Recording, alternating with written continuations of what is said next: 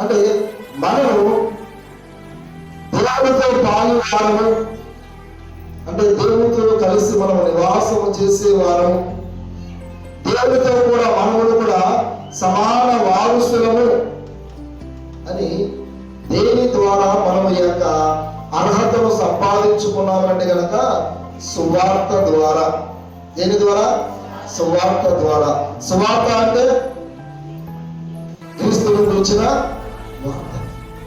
క్రీస్తుని గురించిన వార్త మనమందరము కూడా అంగీకరించడం ద్వారా మనమందరము దేవునితో పాటు సమాన వారసులం అవ్వడానికి దేవుడు మనకు ధన్యతను అనుగ్రహించాడు.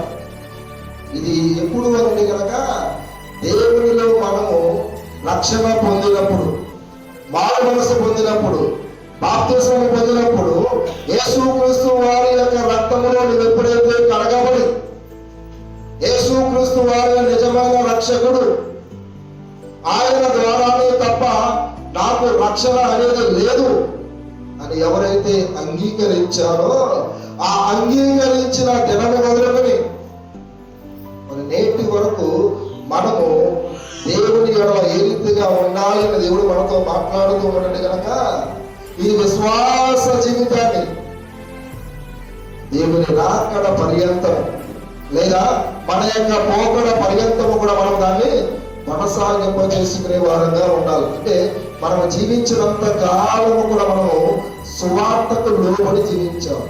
దేనికి లోబడి జీవించాలి? సువార్తకు లోబడి జీవించాలి.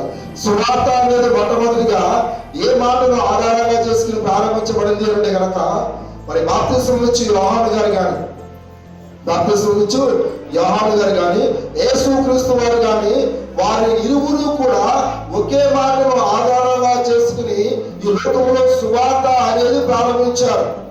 మత్తయి సువార్త 3వ అధ్యాయంలో మనం చూడొచ్చు, మత్తయి సువార్త 4వ అధ్యాయంలో కూడా మనం చూడొచ్చు. ఏమంటే కనుక పరలోక రాజ్యము సమీపించి ఉన్నది, మారు మనసు పొందినే. ఏంటంట? పరలోక రాజ్యము సమీపించింది, మారు మనసు పొందండి. అంటే దేవుని రాజ్యము మన మధ్యలో ఉన్నది, దేవుని రాజ్యము మనతో ఉన్నది. మరి దాన్ని మనం పొందుకోవాలి.